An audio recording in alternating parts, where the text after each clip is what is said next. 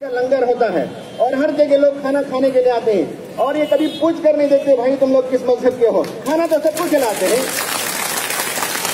کوئی نیکی کرتا ہے, کوئی آدمی مجبور ہے بنگلہ دیش سے, پاکستان سے, افغانستان سے, دنیا کے اور ممالک سے, تو کیا یہ پوچھ کر دیں گے کہ تم مسلمان ہو کہ ہندو ہو؟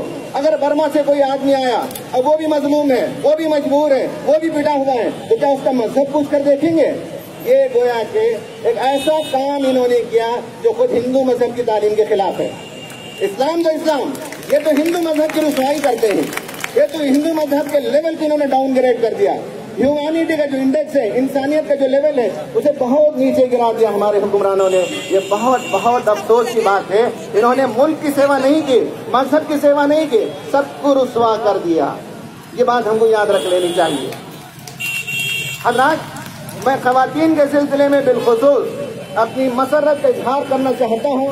ایک بات غلط فہمی تھی مسلمان عورتوں کے بارے میں کہ وہ ہمت والی نہیں ہوتی, انہیں دبا کر رکھا جاتا ہے, وہ پریشر میں رہتے ہیں, ان کے اندر ہمت اور عزم اور حوصلہ نہیں ہے. جتنے لوگ کہتے تھے آج ان کو ان کی غلط فہمی دور ہو گئی. اور ہماری خواتین نے بتایا کہ نہ ان کے مذہب نے ان کو دبا کر رکھا ہے, نہ ان کے شوہروں نے ان کو دبا کر رکھا ہے, نہ سماج نے ان کو کچل کر رکھا ہے.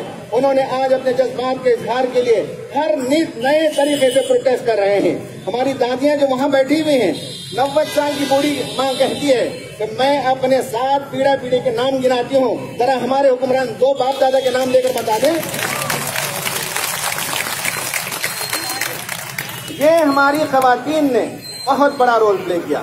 ایک اور بات میں عرض کرتا ہوں, آپ سنجیدہ بات یہ غور سے سن لیجئے. وہ یہ ہے کہ پہلی بار ہندوستان میں جان بوجھ کر آفیشیلی اسلام کا لیول انہوں نے ڈاؤن گریڈ کیا, اور جان بوجھ کر انہوں نے 3 ممالک کا نام لیا, بنگلہ دیش, افغانستان اور پاکستان, اور یہ امیج پیش کیا کہ اسلام پرسیکیوشن کا مذہب ہے, اسلام ستانے والا مذہب ہے. یہ انہوں نے یہ گویا کہ تصویر پیش کی. یہ 1984 کو بھول گئے, یہ 2002 کو بھول گئے, یہ میرٹھ کے فسادات کو بھول گئے, یہ دہلی کے فسادات کو بھول گئے, اور پریزنٹ یہ کرتے ہیں کہ آپ ستانے والے ہیں. یہ امیج پریزنٹ کرنے کے لیے انہوں نے جان بوجھ کر 3 ممالک کا نام لیا. کیا سری لنکا میں بدھسٹ ہندو کو نہیں ستاتا ہے؟ کیا برما میں بدھسٹ مسلمان کو نہیں ستاتا ہے؟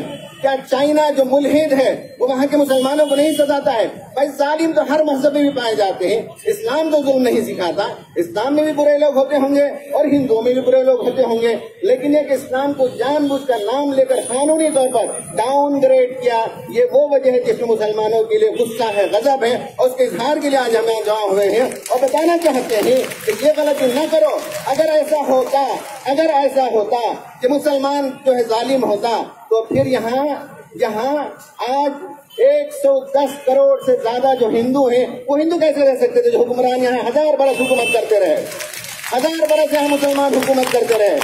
نہیں, اسلام کی تعلیم یہ نہیں ہے. جبرن کسی کو مسلمان نہیں بنایا جا سکتا. لا اکراہ فی الدین, قرآن کہتا ہے دین کے معاملے میں زبردستی نہیں ہے, پیار سے محبت سے سمجھایا جائے گا.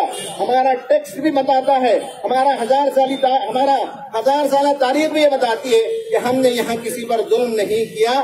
اگر ظلم کرتے تو لوگ آج حکومت کرنے کی پوزیشن میں نہیں ہوتے, جو بھی ٹوپی والے داڑھی والے ہوتے تھے.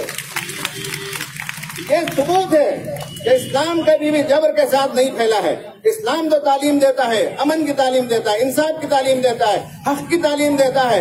یہ سارا کے سارا اسلام کو گویا کہ بدنام کرنے کی ایک سازش ہے. بہت بہت میں مبارکباد دیتا ہوں, اور مجھے بڑی خوشی ہوئی سردار بھی حضرات کو دیکھ کر کہ ان کے بعض بیانات بھی آئے ہیں.